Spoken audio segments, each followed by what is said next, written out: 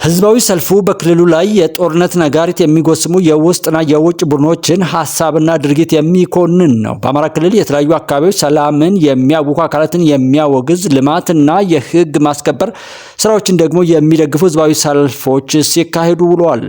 በአማራ ክልል የብልጽግና ፓርቲ ቅርንጫፍ ጽህፈት ቤት ኃላፊ ይርጋ ሲሳይ በክልሉ በሁሉም አካባቢዎች ሲካሄድ የዋለውን ህዝባዊ ሰላምና ልማት ድጋፍ ሰልፍ አስመልክተው አሚኮ ጋር ቆይታ አድርጓል። የአማራ ክልል ህዝብ ሰላምና ልማት ወዳድ ነው፣ ግጭትና ጦርነትን እንደማይፈልግም በአደባባይ ወጥቶ ገልጿል። ግጭት ፈጣሪዎችንም በአንድነት ቆሞ አውግዟል ብሏል አቶ ይርጋ ሲሳይ።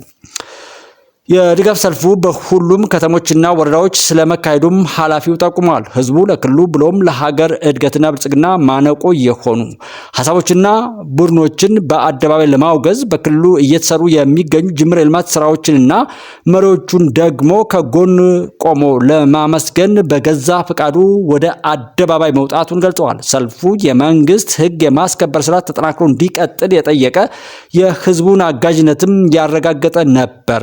በክልሉ ዘላቂ ሰላም እንዲሰፍን ህዝቡ ከመንግስት ጎን ተሰልፎ ለሰላም ዘብ ሆኖ ለመስራት በአደባባይ ስለመግለጹ ነው አቶ ይርጋ ሲሳይ የተናገሩት።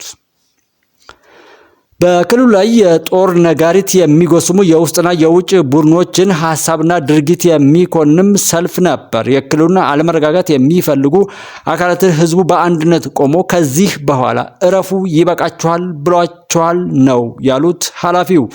ይህም የክልሉ ህዝብ ለግጭት ያለውን የመረረ ጥላቻ፣ ለሰላምና ለልማት ደግሞ ያለውን ጠንካራ አቋም ያረጋገጠበት ስለመሆኑም አብራርተዋል።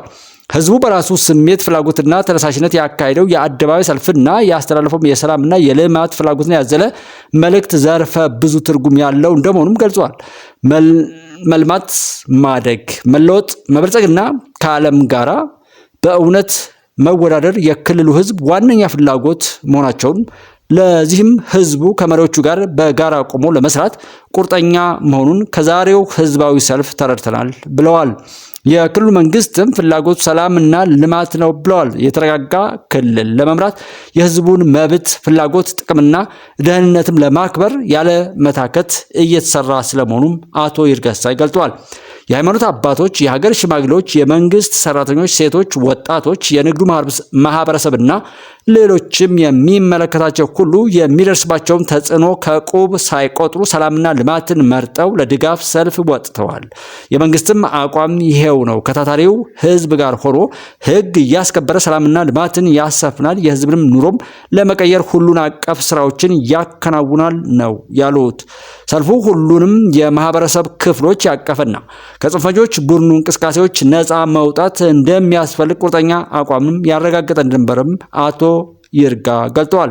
በምሬት ውስጥ ያለውን ህዝብ ጥሪ የሚያከብሩና ሰላምን የሚመርጡ የጽንፈኛ ቡድን አባላት ካሉ ፈጥነው ወደ ቀድመ ኑሯቸው እንዲመለሱ፣ አሻፈረኝ ብለውም በጥፋት አካሄዳቸው በሚቀጥሉት ላይ ደግሞ መንግስት የህግ ማስከበር ስራው እንዲቀጥል የጠየቀ ሰልፍ እንደሆነም አብራርተዋል። አቶ ይርጋ እንዳሉት የአማራ ክልል ህዝብ ለህግና ለህጋዊ መንግስት ታማኝና ተባባሪ ነው። የዛሬው ሰልፍ ይህንን ድጋፍና ትብብሩን በተግባር ያረጋገጠበት ነው ብለዋል።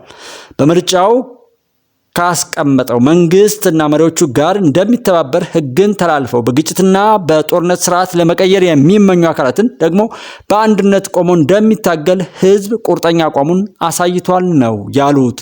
የአማራ ህዝብ በዛሬው ሰልፍ ወጥቶ ያሰማው ድምፅና ያሳየው ድጋፍ የሁሉንም ኢትዮጵያዊ ስሜትና ፍላጎት የያዘ እንደሆነም አረጋግጠናል ብሏል አቶ ይርጋ። ህዝባዊ ሰልፉ ለህግ የበላይነት መቆምን ያሳየ አፍራሽ አካሄድን በመጸየፍ ለሀገራዊ አንድነት እና ሉዓላዊነት መጽናት ያለውን ጽኑ ፍላጎትና ቁርጠኛ ትግልም ያመላከተ ነበር ብለዋል። የአማራ ክልል ህዝብ ቃሉን የሚያከብርና ለዓላማው የሚታመን እንደሆነ የበለጠ የሚያመላክት ሰልፍ እንደነበረም አቶ ይርጋ ጠቁሟል።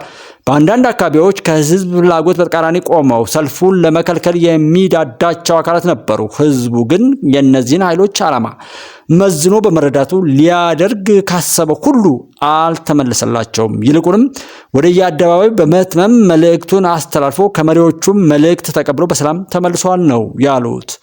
ህዝቡ ከሚያደናግሩት አካላት ነፃ ሆኖ እውነቱን ከተረዳና ለዓላማው ከቆመ ማንም እንደማይመልሰው በተግባር የተረጋገጠበት ሰልፍ እንደነበረም አቶ ይርጋ ጠቅሰዋል። ለዚህ ህዝብ መስዋዕትነት እስከ መክፈል ድረስ አብሮ መስራት መታደል ነው። ለዚህ ህዝብ ዘላቂ ሰላሙ እንዲረጋገጥለት፣ ልማቱ የበለጠ እንዲሰምርለት፣ የመልካም አስተዳደር ችግሮቹ ሁሉ እንዲፈቱለት መንግስት የቤት ስራ ወስዷልም ብለዋል ኃላፊው።